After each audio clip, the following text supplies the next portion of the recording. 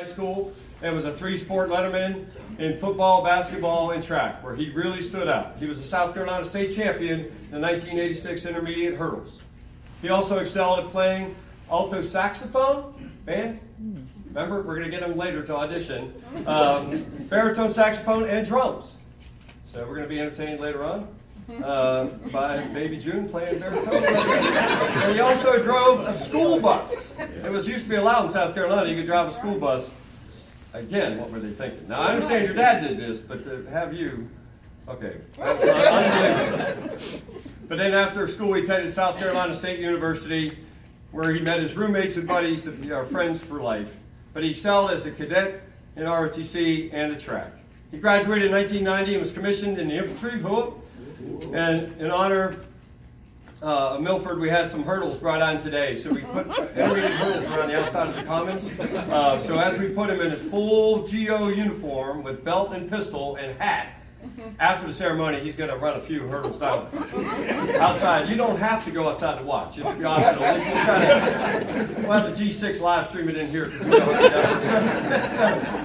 But Colonel Beagle spent his lieutenant years as a platoon leader at Fort Polk, Louisiana, commanded a company in Hawaii, and on the way to Hawaii, driving to California, Pam told a really good story last night. They were in a car accident and trying to get to the port, calling back. In the years when we didn't have constant email, cell phones, and all that.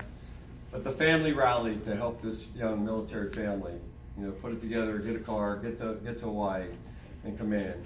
After command in Hawaii, he commanded 3rd United States Infantry Regiment, the Old Guard, which you have to be hand-selected to get into. We knew he was destined for good things. He also served as an operations officer, 19 Infantry, 2nd Infantry Division, Republic of Korea, and then deployed to Iraq from Korea. And this was a very hard deployment in Iraq, and this unit helped bring some calm to a very, very violent place. He also served as the brigade operations officer for 2nd Brigade 2ID, as the brigade went from Korea to Iraq and then back to Fort Carson. It had never been done before in our Army, and you can tell how bad the war was. We had to pull units out of Korea to go serve in Iraq.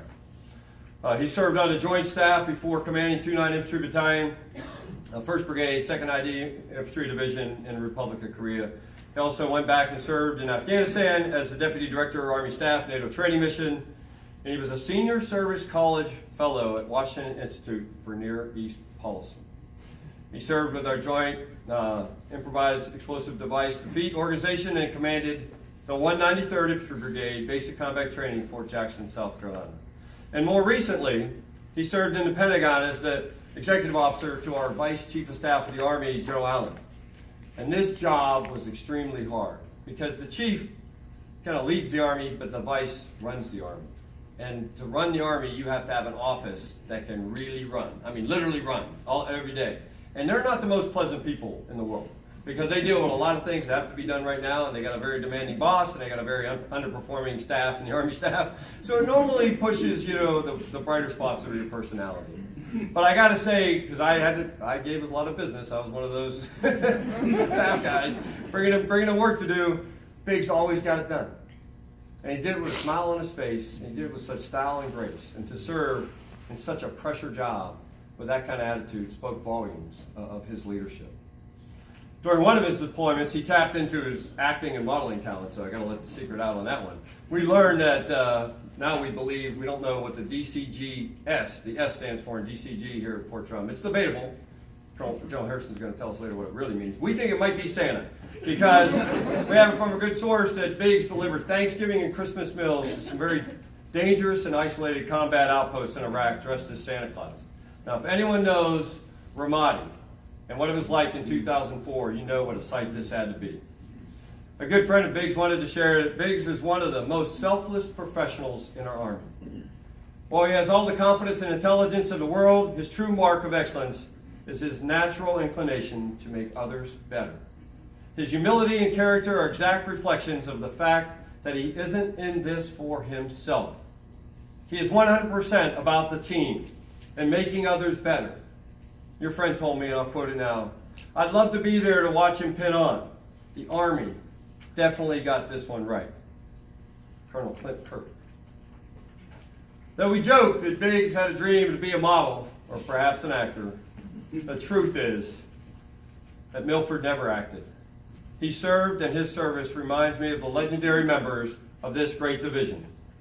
Soldiers like Paul Surgeon, Mike Plummer, Man of the Mountain, and General Michael Harrison, who is here and also served as our Deputy Commanding General for this division from 2007 to 2008. General Harrison, sir, thank you for all you did for this division, for our climb to glory, but thank you for what you've done for our nation and continue to do for our nation, sir. Very happy that you're here with us. Big service also keeps in the tradition of the original members of this special division. They were all special people who became legendary soldiers, who after World War II, they would gather to ski on the old Camp Hale trails.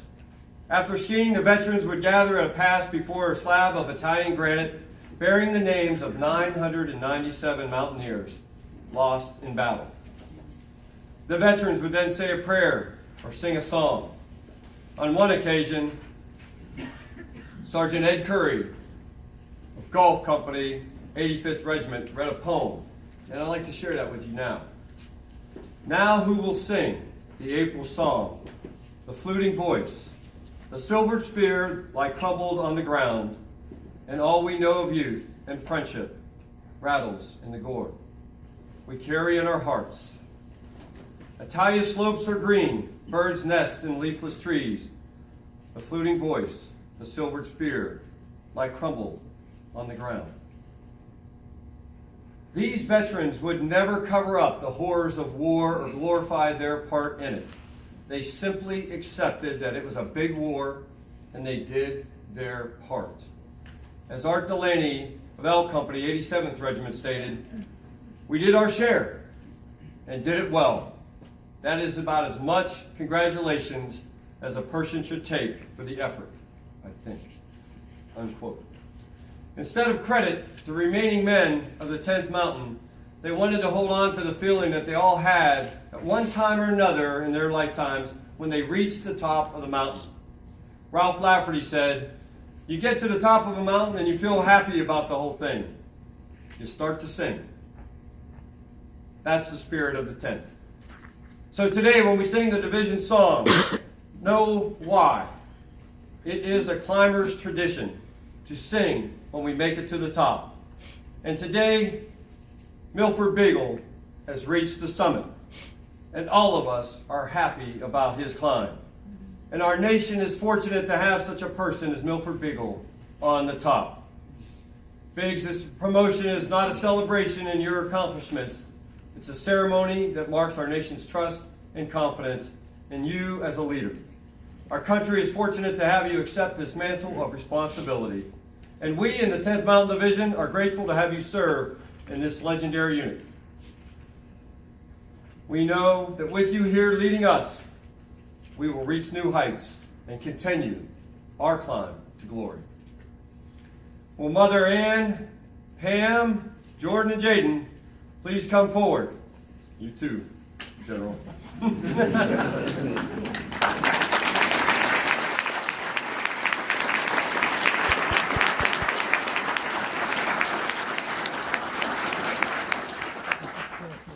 We will now ready ourselves to witness the promotion of Colonel Milford Beagle to Brigadier General Milford Beagle.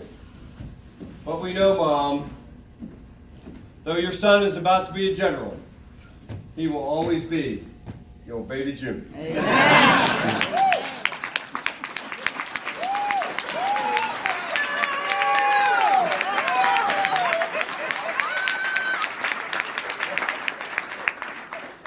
I was supposed to get a special shout out from the family. Let me hear it. Baby! I'm not going to speak to that side of the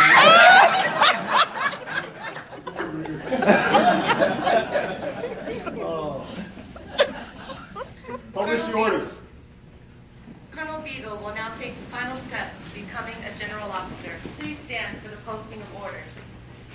The President of the United States has reposed special trust and confidence in the patriotism, valor, fidelity, and abilities of Milford H. Beagle, Jr. In view of these qualities and his demonstrated potential for increased responsibility, he is therefore authorized and directed to wear the uniform and one-star insignia of the Brigadier General by the authority of the Secretary of Defense. Ladies and gentlemen, please be seated.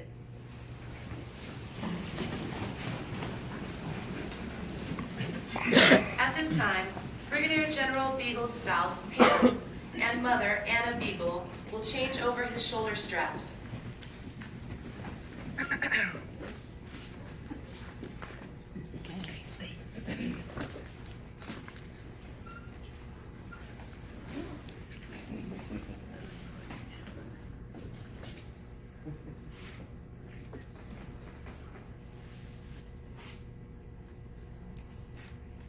Don't get on in 5 minutes, go back to second lieutenant.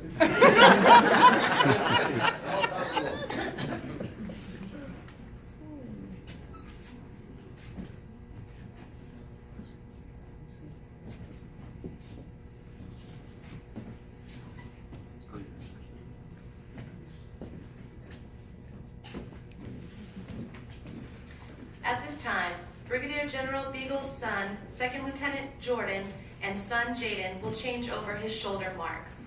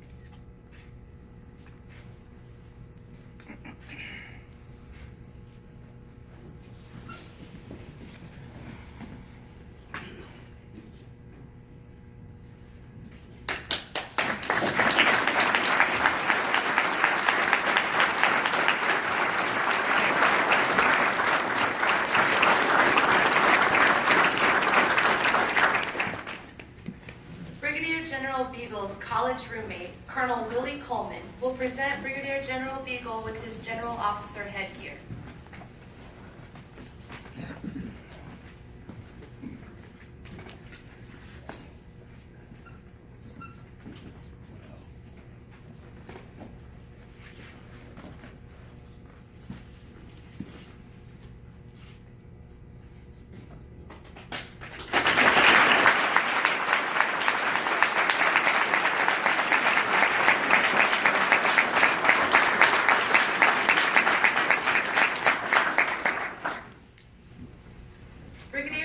Beagle's spouse, Pam, will present Brigadier General Beagle with his General Officer Pistol Belt. The history of the pistol belt is a rich one. The golden buckle has the seal of the United States of America to remind the General that he is a servant of our nation who has sworn to support and defend the Constitution of the United States of America.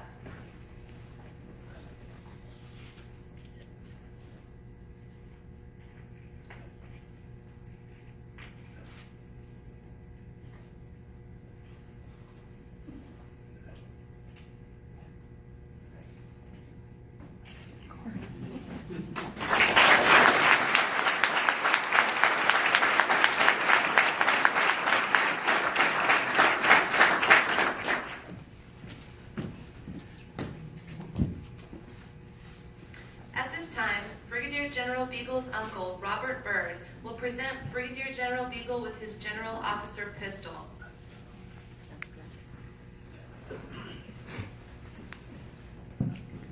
Throughout modern history, most generals carried their own pistol into battle. The serial number of the pistol that General Beagle receives will begin with the letters GO to signify that their pistol was carried by a general officer of the United States Army.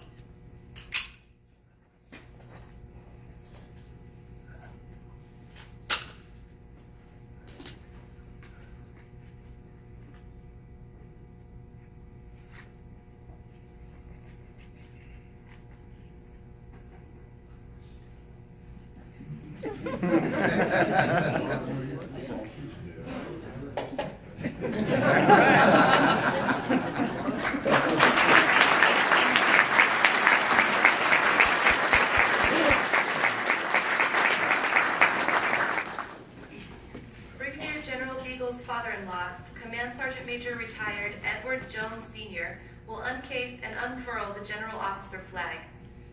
Each General Officer is presented with their own General Officer flag, a single 5-pointed silver star on a blood red flag.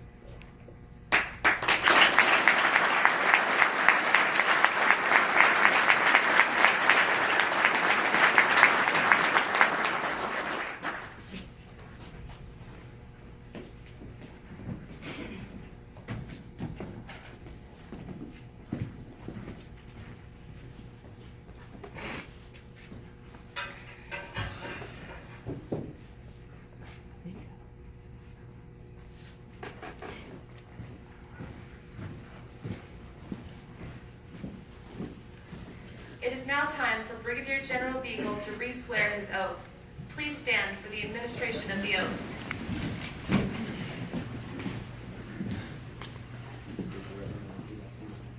I state your full name. I, Milford H. Beagle Jr., Have been appointed a Brigadier General having been appointed a Brigadier General in the Army of the United States. in the Army of the United States, Do solemnly swear do solemnly swear that I will support and defend that I will support and defend the Constitution of the United States the Constitution of the United States against all enemies, against all enemies, foreign and domestic, foreign and domestic, and that I will bear true faith that I will bear true faith and allegiance to the same, and allegiance to the same, that I take this obligation freely that I take this obligation freely without any mental reservation without any mental reservation or purpose of evasion, or purpose of evasion, and that I will well and that I will well and faithfully and faithfully discharge the duties discharge the duties of the office upon which I'm about to enter. of the office upon which I am about to enter. So help me God. So help me God. Congratulations, General. Yeah.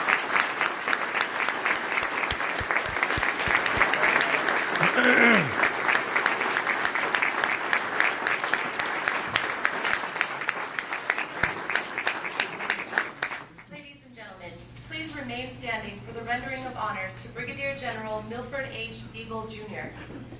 Honors originated as musical fanfare and later a gun salute was added. The combination of the two now constitutes military honors. The custom of announcing royalty and heads of state with trumpets or drum rolls had its origin in England. Gun salutes may be traced back to a period when it took a long time to reload guns. Firing your guns meant you were not a threat. In 1875, the United States adopted 21 guns for the international salute, and that number is currently used as honors for all dignitaries of rank equivalent to the president, with the number of rounds decreasing with the rank of the recipient to be honored. Today's honors consist of musical ruffles and flourishes and an 11-round gun salute.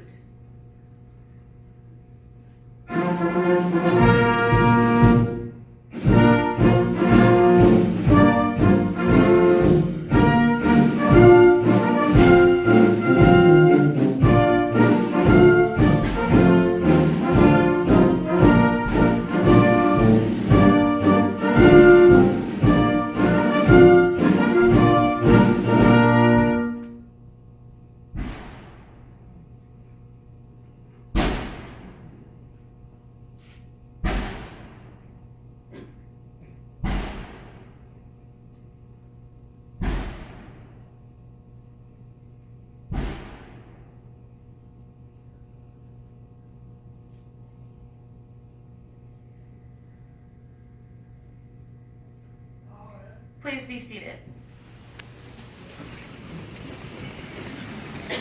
Ladies and gentlemen, Brigadier General Milford H. Beagle, Jr., Deputy Commanding General for Support, 10th Mountain Division, Fort Drum.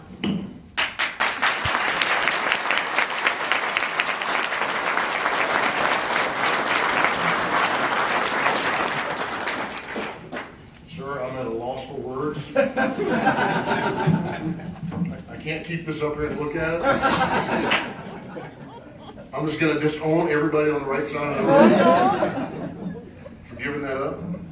I had you in my speech, some of you, but I'm just I completely nixed that part.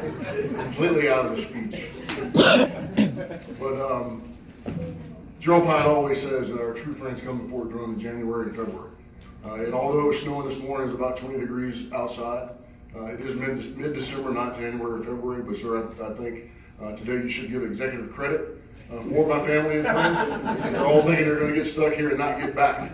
So I think if you give them executive credit as being true friends of the North Country, that will be greatly appreciated. Good. But to say thank you for being here would be an absolute understatement today. It's just not adequate by any means. No words will be adequate enough to express my sincere thanks to all of you for being here. I hope that no one expects to hear anything profound or earth-shattering. You've already heard that from the CG. And if you do, I'm just going to bring the CG back up, or General Harrison. One of the two, but it's not going to come from me today. I'm sorry to say it. But one of the first things that we were told in our GO course was this, and it said, once you pin on that star, you're not going to be any smarter, you're not going to be any better looking, and you're not going to be any funnier. So I wasn't any of those things as a colonel, and I don't plan on starting today. But I do want to start by saying my remarks will be very simple today. My remarks are less about me and more about you. Because without many of you, and you're going to hear me get choked up a couple times today, I'm sorry. Regardless of the level of influence that you've had on my life and career, you have impacted me more than you know. If I forget to recognize you specifically today, charge it to my head and not to my heart. I had a very short list that I was going to go through. The CG covered quite a few of those names, but there's a couple that I want to point out, because the furthest that came here today was Alan and Candace Johnson. They came from Korea. Sergeant Johnson was one of my platoon sergeants. Candace ran the division's medical skills trainer. She was pretty good. Now I know why Charlie Company and Sergeant Johnson's platoon had the best medically skilled trained platoon, because Candace ran it. And now the two are married, so good on you. And then Sergeant LeBoy. So just about my entire career is here, represented today. And Sergeant LeBoy, speaking of the Vice Chief of Staff of the Army, is very special, because he's not only worked for one Vice Chief of Staff of the Army, he's worked for two. And for somebody at that level to keep you, that means you're good. You're better than good. So Sergeant LeBoy, for you to represent Team Vice and be here today, I really appreciate it. Thank you so much. And many others that are here, and like I said, General Pyatt, you covered all of them for the most part, and so I'll continue on, because I know you guys are getting hungry. But there's three things in my speech that I want you to walk away with today and remember.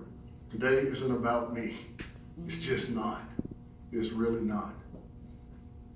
Anyone that makes it to this level makes it by a lot of people lifting them to this point. That's the second thing. And the third thing is, there are three things that I cannot forget, and I want to share those three things with you before I end my speech today. I'd like to expand on those 3 points. And so to go back to point number 1, today is not about me. Simply is not. Today is about you. And some of you are here because you told me. I knew this day would come. And many of you were way more optimistic than I was. There's a popular definition of how to define important, and it has 3 ingredients. It's important if it's important to someone that's important to you. It's important if it's only going to happen once. And it's important if your personal presence will make a difference. Just by the fact that you're here today means that me and my family are important to you. Your personal presence absolutely makes a difference to us today. And many of you know I'm only going to get promoted to General Officer once. So it meets all three components of the definition. So thank you for that. The key reason we're happy to see so many people from across our career and our lives is how many of you made us and how many of you made me feel. And Maya Angelou said it best. People will forget what you do. People will forget what you say. People will not forget how you make them feel.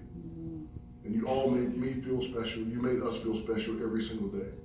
For many of you that I've known long before Mary and Pam, my family have made me feel special every single day, and I appreciate you for that.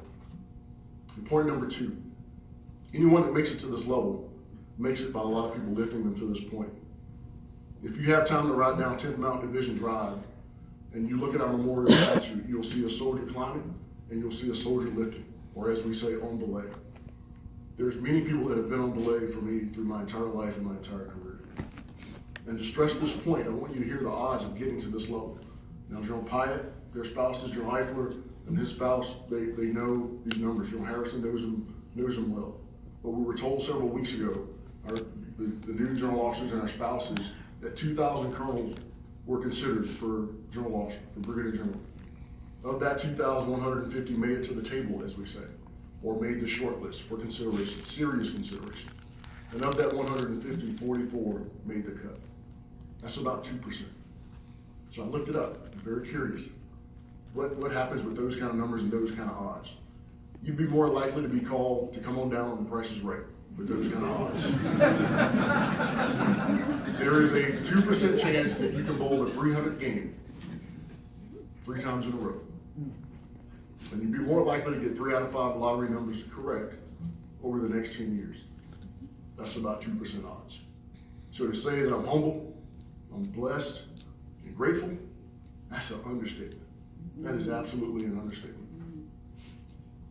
So what does it have to do with the many people that lift you to get you to this point?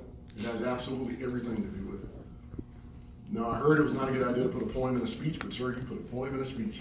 So now I feel good. But I have to share a poem from Ella Wheeler Wilcox, and if you ever have time to look that poem up, it's called Two Kinds of People. Look that poem up. This is only an abbreviated version, but look up the full version. There's 2 kinds of people, and the way she lays it out and the way she writes that poem is absolutely beautiful. And it says, there's 2 kinds of people on earth today. Just 2 kinds of people. No more, I say. Not the good and the bad. It's well understood. Because the good are half bad, the bad are half good. There's just 2 kinds of people. You know what I mean. There are people that lift and people that lean. There's just 2 kinds of people on earth today. Just 2 kinds of people. No more, I say. Not the sinner and the saint. It's well understood. Because the good are half bad, the bad are half good. There's just 2 kinds of people. You know what I mean. People that lift and people that lean. And I've been fortunate to be around a lot of people that lift. A lot. And I want to say thank you for that. When I say lift, it can be defined in many ways. Listening, words, support, encouragement, you name it. Many of you would not let me fail. Some of you would let me fail, but none of you would let me be a failure. So with that, I appreciate you and I thank you for that. But I want to talk about some of the folks that have, in this very room that have lifted me. As an exception, I must say, first thanks to God has lifted me to this point. He's ordered my steps along the way. But I'll start with my mom. It's going to be hard to look at you and not get choked up through all of these. But I wanted to be a Marine at age 17. Kind of hate to admit that now. I'm brother-in-law's a Marine. I love you to death. Yeah. But I'm glad to be a soldier. I'm glad to be a soldier. But my mom told me no. She said, I'm not going to sign those papers. She said, you're going to college. And me and all my wisdom, I said 2 things. 1, we can't afford it. And 2, I've been told I'm not college material. But I went anyway. You always made sure I had what I needed, even though when I didn't know I needed it. Without you setting me on the right path, I wouldn't be here today. So thank you for lifting me to this point, and I love you doing.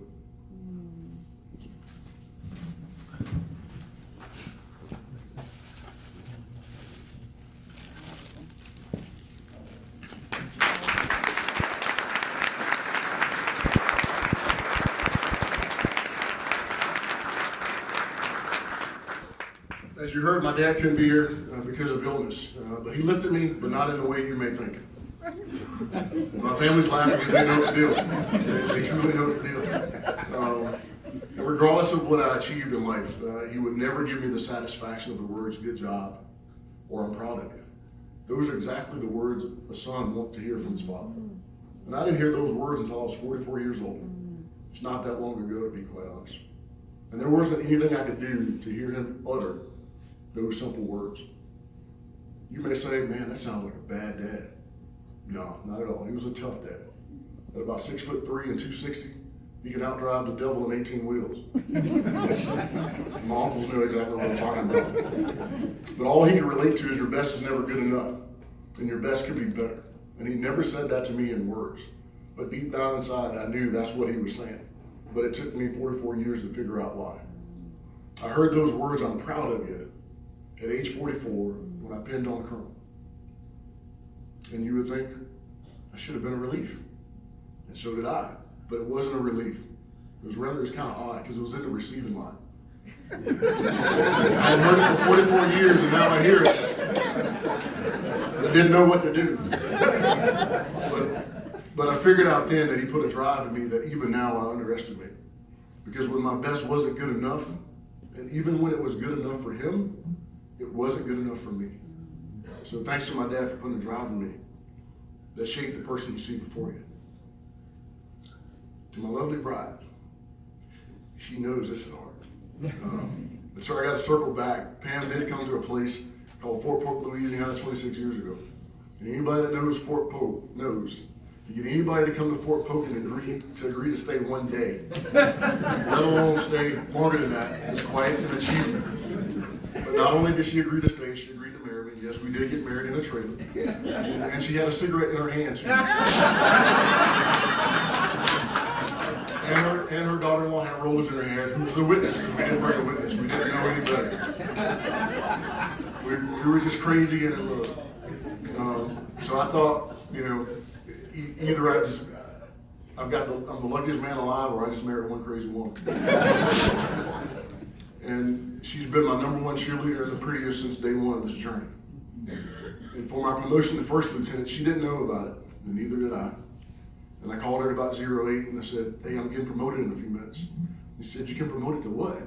I said, first lieutenant. So she rushed, she got dressed in about 20 minutes, made it to the headquarters, and that's the last time I ever seen her get dressed that quick. Not even today. This rank didn't carry any weight. So 15 moves and 27 years later, 2 great sons. I make 3, a dog. Good days, bad days. She's always provided me the best encouragement. And is simply my biggest fan. And whenever I tell her I love her, it's never enough and I never get it right. I can never get it right. And I've had some pretty good lines. I mean, more than sand on the beach, more than stars in the sky, to the moon and back.